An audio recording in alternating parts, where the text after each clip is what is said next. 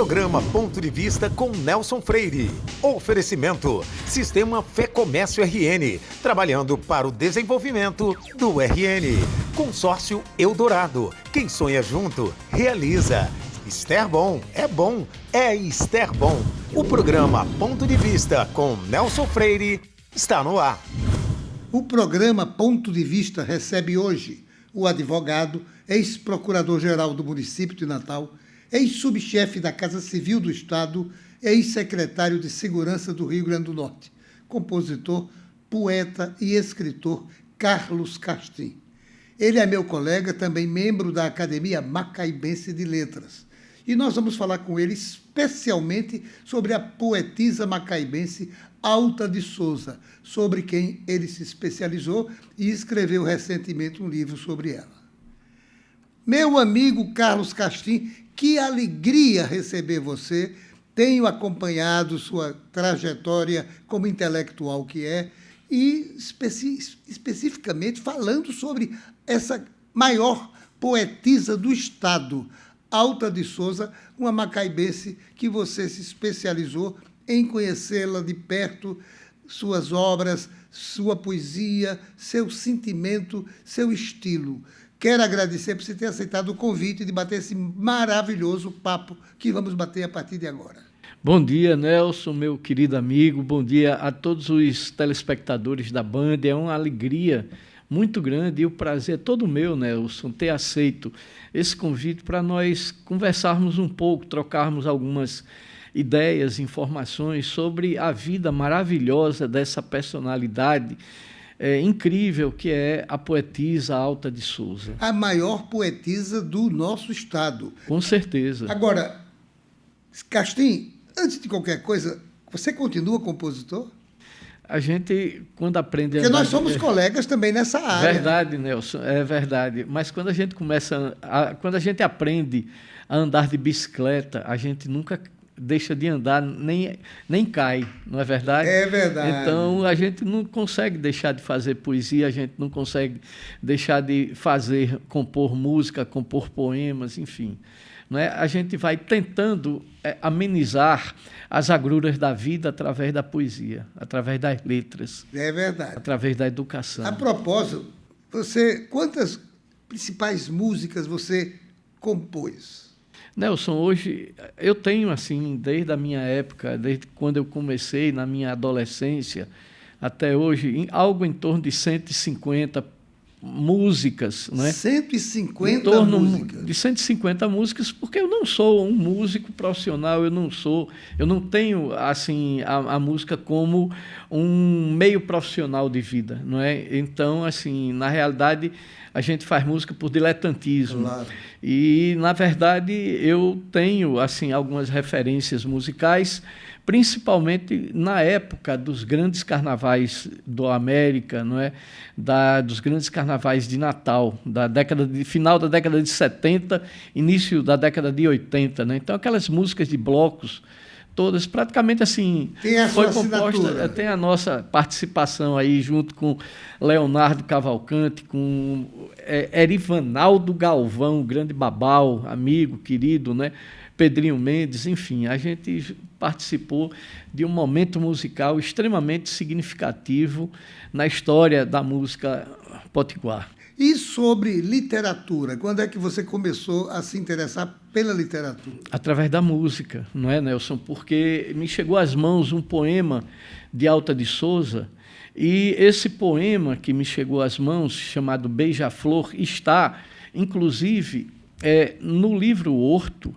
Esse poema me chamou a atenção pela musicalidade dos versos, né?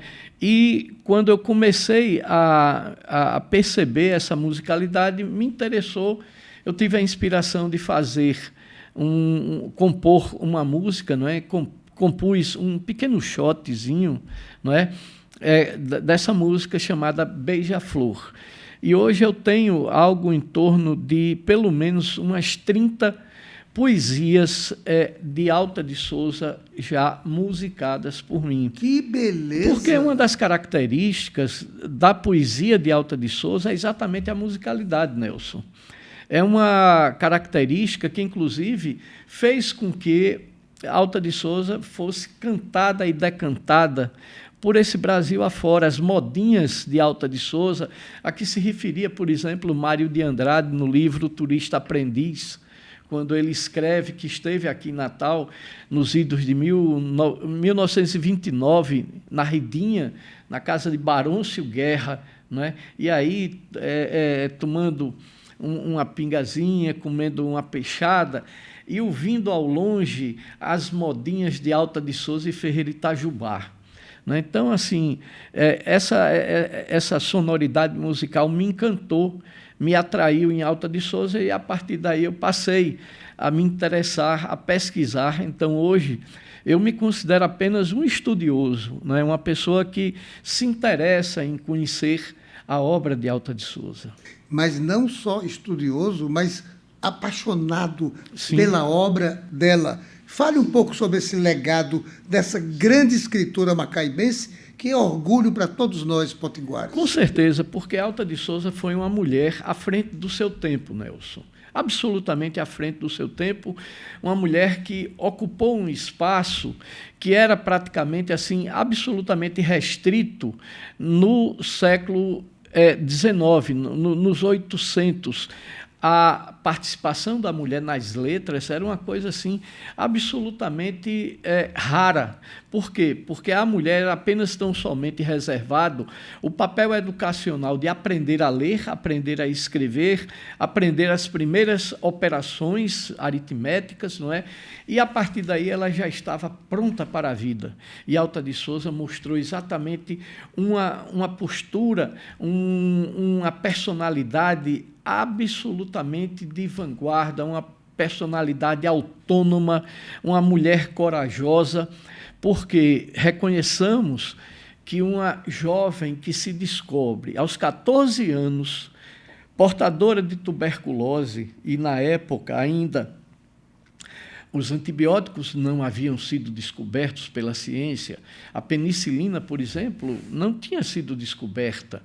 Ela está em Recife, é a laureada, sempre foi a laureada da escola onde ela estudou, no colégio francês das freiras francesas, São Vicente de Paula. Ela tinha um apelidozinho, o Lírio do colégio, não é? E ela sempre foi a primeira de turma, sempre foi a laureada. Ela retorna para Macaíba e, 3 anos depois, não é, ela começa a compor, a escrever, e faz a coletânea, primeira coletânea que ela escreveu, chamada Manuscrito Dálias, não é? E desse manuscrito ela transformou para o manuscrito Horto, não é? E logo em seguida lançou o primeiro e único livro de sua vida, né, de sua existência, chamado Horto. E foi um livro absolutamente bem aceito pela crítica literária de então. Para que você tenha uma ideia, todos os jornais, todos, sem exceção, jornais espalhados, principais jornais, não só da região Nordeste, mas do norte do país e do sul, noticiaram o Horto, né? Isso também, justiça se faça, pela iniciativa e pela ação de divulgação do irmão Henrique Castriciano, que foi um dos grandes apoiadores da irmã, sem sombra de dúvidas. Ocorre que o que me chamou também a atenção, e nesse ponto não é interessante a gente observar que o Horto é um livro que tem, no mínimo, 10 edições. A primeira edição de 1900, a segunda de 1911, que foi a edição mais bem cuidada, mais bem elaborada, porque, inclusive, diferentemente de todas as edições do Horto, ela traz ilustrações de um grande pintor russo que privava da amizade de Henrique Castriciano, chamado David Osiponovich Widpoff, né? Então, nós vamos ter, a partir daí, a terceira edição, né? E o prefácio, esse prefácio foi escrito por Olavo Bilac, né? É preciso dizer que Olavo foi muito criticado por esse prefácio, porque ele não se aprofundou na obra.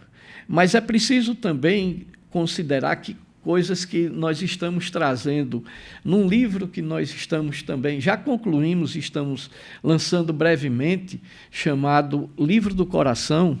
Eu e o meu amigo, não é, companheiro de trabalho e de pesquisa sobre Alta de Souza, Fábio Fidelis, nós estamos já com a segunda edição pronta já, aliás, a primeira edição do segundo livro já totalmente pronta para ser lançada ainda esse ano, né? E nesse livro nós fazemos referência a esse fato. Que maravilha! Mas você se debruçou com afinco na vida, na história de Alta de Souza. Sim. Agora, eu queria lhe fazer a pergunta, qual é, portanto, a importância dela na literatura brasileira, nacional e na comunidade universitária? Para que a gente possa entender o alcance e o significado do que representa a obra de Alta de Souza para a literatura nacional. Por exemplo, em 1921, nós tivemos um momento absolutamente, antecedente da Semana de Arte Moderna que ocorreu em 1922, em São Paulo, né? Então, o que é que acontece? Naquela época, era muito comum ocorrer na capital federal, que era o Rio de Janeiro, né, saraus literários. Isso acontecia, aqui aconteceu muito em Macaíba, inclusive capitaneado, organizado por Alta de Souza, em Macaíba. E no Rio de Janeiro também acontecia, mas acontecia em dois locais. Um deles era uma mansão de uma senhora chamada Laurinda dos Santos Lobo, não é, uma condessa, e tinha uma mansão que era conhecida como Vila Murtinho, e a outra do escritor Coelho Neto, né? O que é que acontecia? Esses saraus, eles geralmente eram realizados aos finais de semana, durante a tarde. Começava com a abordagem literária específica, posteriormente era servido um chá e depois era iniciado um baile. Então, as pessoas iam para essas festas, para esses encontros literários, né, mais preocupados com o baile do que propriamente com a discussão literária em si. E vendo isso, um dos grandes, talvez o maior escritor impressionista do início dos anos dos 900, do início dos anos 20, não no país, chamado Adelino Magalhães, ele se reúne com um outro amigo também admirador de Alta, inclusive escreveu um livro sobre Alta, chamado Jackson de Figueiredo. Jackson de Figueiredo, ele foi um escritor sergipano, né, e morreu numa pescaria. Ele escreve um livro sobre Alta de Souza e diz que Alta de Souza era a maior poetisa mística que ele tinha conhecido. Mística? Mística no sentido de religiosidade. Porque, na verdade, eu também comungo do entendimento de Câmara Cascudo de que mística, na verdadeira acepção da palavra, Alta nunca foi. Agora, o que acontece é que, na época, a poesia de Alta era uma poesia essencialmente religiosa. Ela, principalmente a partir de 1898, quando ela retorna da Serra da Raiz, ela escreve vários poemas e, quando chega aqui em Natal, ela escreve um poema chamado No Horto, que é o poema que serve de abertura, que abre a obra Horto, que nós temos aqui, né? Então, esse poema é o primeiro que está logo aqui na principal, no principal destaque, está aqui no Horto, né? E que Câmara Cascudo, ele se refere, ela dedica esse poema aos irmãos dela, e que esse poema aqui Câmara Cascudo refere-se como aquele que mais condensa a visão universalista de Alta de Souza, a visão de vida. Ela foi avançadíssima naquela época. Muito. Então, só para concluir essa questão da importância de Alta de Souza dentro do cenário literário, Adelino de Magalhães, junto com Jackson de Figueiredo e Oscar Lopes, resolvem modificar a realização desses saraus de 1920 e 1921 no Rio de Janeiro, em função exatamente dessa questão das pessoas irem para o encontro, não discutir literaturas, mas com a preocupação de se divertirem através da dança. E ele faz quatro eventos, encontros literários, que ele chamou de Vésperas Literárias. Essas Vésperas Literárias, na realidade, eram encontros literários realizados na Biblioteca Nacional, exclusivamente na Biblioteca Nacional. Não havia chá, não havia dança, né? Não havia nenhuma festa, mas apenas e tão somente as abordagens literárias feitas por críticos eminentes da época, como Agripino Grieco, Perilo Gomes, não é? E vários outros. Então, o que é que acontece? Nessas Vésperas Literárias foram homenageados os poetas do passado, porque o momento que a literatura nacional atravessava no início do século era uma época influenciada pelo modernismo, né? Tanto é que vem, posteriormente, aquela Semana Modernista, que teve como um dos grandes preceptores e idealizadores, foi Mário de Andrade, né? Em 1922.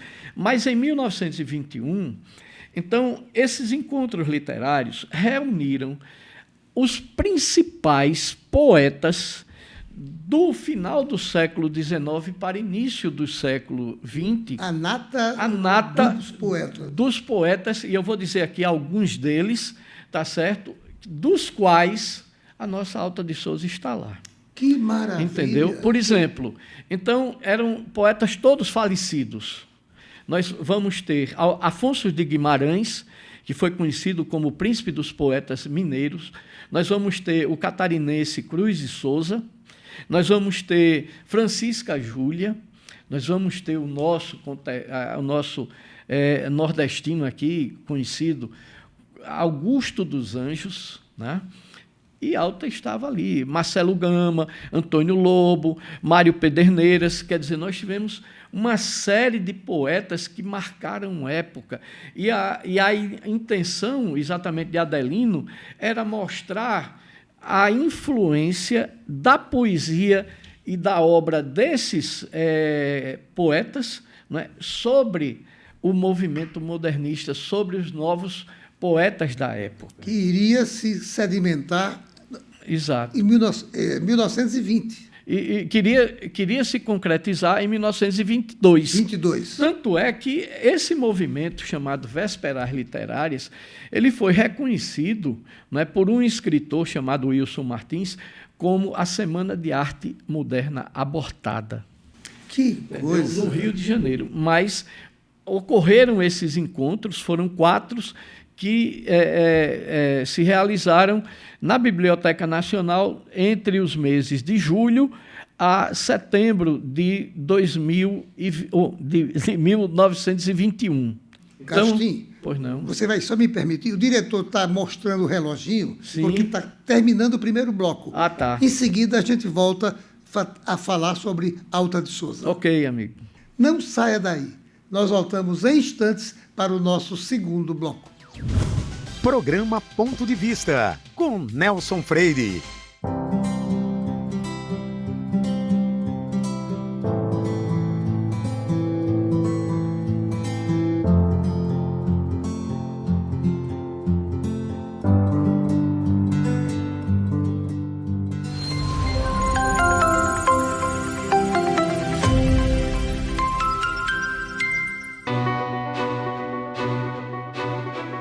Daqui a 20 anos, muita coisa vai mudar no mundo. Os carros autônomos estarão por toda parte. A inteligência artificial vai fazer parte do nosso dia a dia. A biotecnologia vai eliminar doenças e nos ajudar a viver mais. As relações vão ficar mais próximas ou mais distantes. E todo mundo, dizem, vai falar a mesma língua. Mas por enquanto que o futuro não chega, você pode se preparar da melhor forma, aprendendo novos idiomas, diminuindo distâncias e fazendo o seu mundo maior. Nestes 20 anos, o Senac Idiomas comemora suas conquistas, ajudando você a chegar aonde você quer estar. Senac Idiomas, 20 anos, celebrando seu futuro. Programa Ponto de Vista, com Nelson Freire. Esse programa também tem o patrocínio da Esterbon, que é uma moderna indústria que produz sorvetes, picolés, água, gelo mineral, polpa de fruta, cobertura e casquinho para sorvete. E nós voltamos à nossa entrevista. Você está dando uma aula sobre Alta de Souza, a maior poetisa desse nosso estado. Quero agradecer mais uma vez e parabenizar você por esse conhecimento que você está expondo para os telespectadores e as telespectadoras. Eu interrompi você quando você estava falando no primeiro bloco. Você volta a palavra para você expor até o final aquele seu ponto de vista. Muito obrigado, Nelson. É porque eu costumo realmente dizer, falar sobre Alta de Souza é fácil. O difícil é falar pouco, né? Porque realmente são muitas informações. Mas, de qualquer maneira, nas edições que se sucederam à primeira edição do Horto em 1900, nós vamos observar que, a partir de 1911, com a segunda edição do Horto, que foi uma edição maravilhosa, organizada pelo irmão Henrique Castriciano, na realidade também ocorreu um fato que veio a comprometer naturalmente, principalmente a questão do pertencimento poético dela, que foram as mudanças, as modificações ocorridas na obra de Alta de Souza. Em muitos poemas, mais de 30 poemas foram alterados, tiveram títulos alterados. A própria obra inicial do Horto, Nelson, e eu tenho a satisfação de passar às suas mãos essa primeira edição aqui, não é porque essa primeira edição foi um trabalho que nós tivemos o cuidado de fazê-lo com rigor científico, com rigor informativo da primeira edição de 1900. Por quê? Porque as obras que se sucederam a partir de 1911 foram todas elas alteradas. Então, são obras que não contêm a autenticidade dos poemas que foram compostos, vistos, abraçados por Alta de Souza. No segundo momento, não é que você me perguntou sobre a importância dela do ponto de vista nacional, para a literatura nacional, nós hoje temos que uma única obra escrita por uma escritora negra, aqui do Rio Grande do Norte, do interior do Rio Grande do Norte, de Macaíba, não é? Ela gerou, é só a gente observar no catálogo, né, que nós vamos encontrar referente às produções literárias, que nós temos mais de 100 obras que falam em Alta de Souza. Eu, pelo menos, tenho mais de 6 obras de mestrado de Alta de Souza. Nós temos grandes pesquisadores, entendeu? Que isso mostra exatamente o alcance de uma obra como essa do Horto para a literatura nacional. Do ponto de vista internacional, há um trabalho absolutamente também inédito, inusitado, não é, feito por uma professora hoje da Universidade de San Diego, na Califórnia, mas à época ela, como era pesquisadora, ela fez essa obra, ela escreveu pela Universidade de Oxford, nos Estados Unidos, e essa obra é exatamente Between the Lines. É um livro que ainda não foi traduzido para o português, não é? Mas nós temos aqui uma abordagem absolutamente interessante da professora Monique Adele Callahan, que é uma escritora que escolheu 3 autoras afrodescendentes latino-americanas, norte-americanas, da América do Norte e da América Central e da América do Sul. Que maravilha! Entendeu? E essas 3, uma delas foi Frances Harper, americana, outra cubana, Cristina Ayala, e a nossa querida Alta de Souza. Qual é a importância de Alta de Souza para a doutrina espírita? É muito grande, por quê? Em primeiro lugar, porque Alta de Souza ela tem uma percepção sobre aspectos que são defendidos hoje pela doutrina espírita, absolutamente importantes e que se constituem nos alicerces da doutrina espírita, a vida futura, a morte como um fator de transição e não como um ponto terminal, entendeu? A dor que ela transforma essa dor em poesia. Ela transforma a dor em poesia, ela faz do sofrimento o seu testemunho de fé. Ela não foi uma pessoa mística, uma poetisa mística, como geralmente dizem alguns críticos literários da época, mas eu me associo particularmente à opinião de Câmara Cascudo, no sentido de que a religiosidade de Alta de Souza era mais uma religiosidade espiritual do que propriamente extremamente medular, católica, daquele ponto de vista de absorção dos dogmas da Igreja Católica. Castim, lamentavelmente, o diretor está, mais uma vez, agoniado, está mostrando o reloginho, diz que a gente tem apenas 1 minuto para terminar o programa. Mas eu queria fazer uma última pergunta, você tem meio minuto para responder. Qual é o nome da editora desse seu último trabalho, Horto? Nós estamos trabalhando com esse livro pela editora Alta de Souza, é uma editora de Brasília. De Brasília? De Brasília. E foi exatamente... nós fizemos...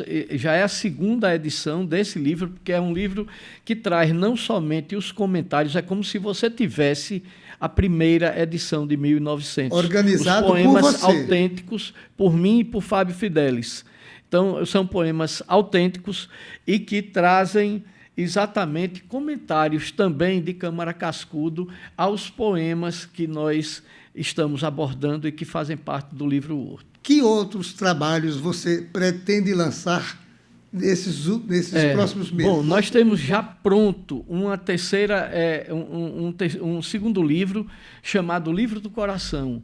É um livro sobre um terceiro manuscrito dela, inédito, chamado também Livro do Coração, e que, de certa forma, ela começa a escrever esse livro na cidade de Serra da Raiz, no município da Paraíba. E é interessante porque nós vamos encontrar até informações sobre Alta de Souza num livro de Manuel Otaviano, Nelson, chamado A Coluna Prestes no Estado da Paraíba. Olha onde a gente foi encontrar Alta de Souza. Então, na realidade, é um livro que, você tendo esse livro, é como se você tivesse em mãos uma obra de 1900, que foi a obra que Alta de Souza abraçou, uma obra que Alta de Souza referendou, porque trazem os poemas rigorosamente autênticos e chancelados pela nossa maior poetisa do Rio Grande do Norte. Que beleza! Carlos Castim, a mim só resta agradecer pela aula de literatura, sobre a maior poetisa potiguar de todos os tempos. Quero agradecer mais uma vez por você ter aceitado esse convite. Eu que agradeço, Nelson, e oxalá, desejo sucesso. 15 anos de programa, Ponto de Vista, realmente tem muita história, é uma demonstração, é um claro testemunho de que realmente esse seu programa faz sucesso e tem se mostrado absolutamente imprescindível às manhãs de domingo. Muito obrigado, querido amigo. Um grande abraço, tudo de bom para você também, meu irmão. E a você, meu amigo, minha amiga, telespectador, telespectadora, só me resta agradecer sua costumeira audiência. Saiba que no próximo Ponto de Vista traremos outro assunto do seu interesse. Programa Ponto de Vista com Nelson Freire. Oferecimento: Sistema Fé Comércio RN, trabalhando para o desenvolvimento do RN. Consórcio Eldorado. Quem sonha junto, realiza. Esterbom, é Esterbom.